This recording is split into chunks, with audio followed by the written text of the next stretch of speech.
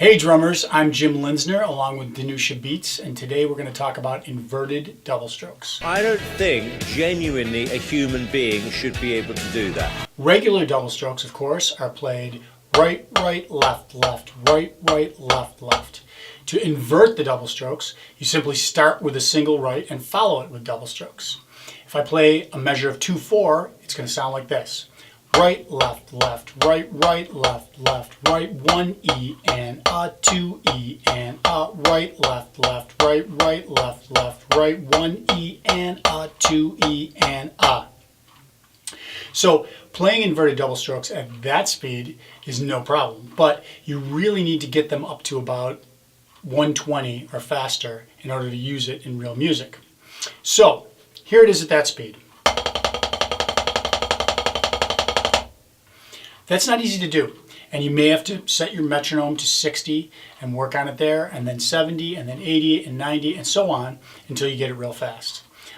You'll also notice I'm not double bouncing. I'm not doing that. I'm making the double strokes happen with my fingers. And this is not something you're going to learn from YouTube in 5 minutes, okay? I suggest you get with a good teacher who can teach you about finger control and work on it for 6 months. And if you do, you're going to be really happy you did because it works miracles in your playing, okay? So, once you get to this point, then another cool thing you can do is accent the right hand. That would sound like this.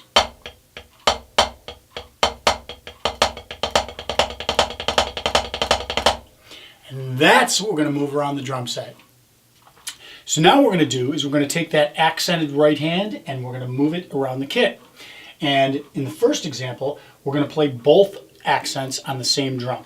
Okay, so here's how it's going to work. The left hand is just going to stay on the snare and play a little quieter than the right. The right hand is going to go snare, small, small, medium, medium, floor, floor. Snare, snare, small, small, medium, medium, floor, floor, snare, snare.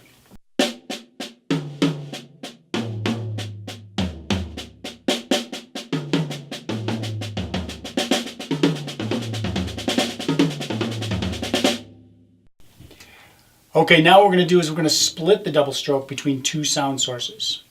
The right hand is going to do this. Snare, small snare, medium snare, floor snare. Snare, snare, small snare, medium snare, floor snare, snare, snare. Check it out.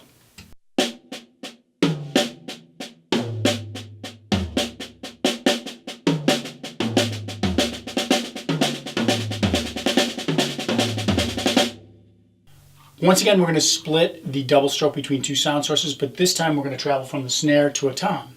Okay, so this time the right hand's going to go snare, snare small, snare medium, snare floor. Snare, snare, snare small, snare medium, snare floor, snare, snare.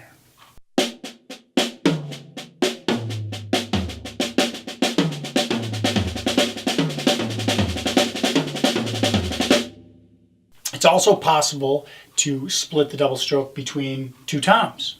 So this time we're going to go small, small, medium, medium floor, floor medium, medium small, small medium, medium floor, floor medium, medium small.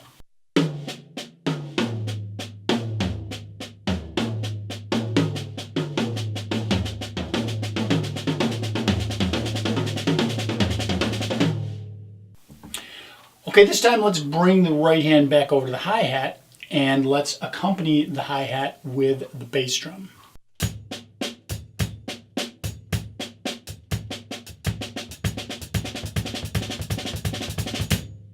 And of course you can combine any of these orchestrations. One that I like is playing hi-hat, snare, snare, hi-hat, hi-hat, snare, snare, hi-hat, hi-hat. And of course you can always accompany a hi-hat or cymbal note with the bass drum.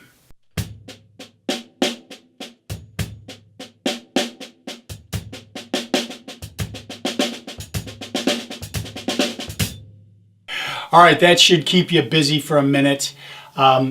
Next time we're going to really get into playing this stuff with a groove and playing this stuff in a groove. Okay, but now, for now, I want you to just Take your time, do this really slowly and accurately, and build up speed. And try the different movements. You may not love every single one of the orchestrations that I played, okay? And that's fine. Take the ones you like and use those, and combine all of them. Oh, and one thing I almost forgot.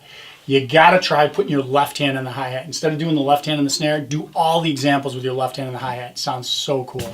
Really amazing. Okay, I'm Jim Linsner. Thanks to my friend Danusha Beats for always making me look good. And we'll see you next time. Thanks for watching.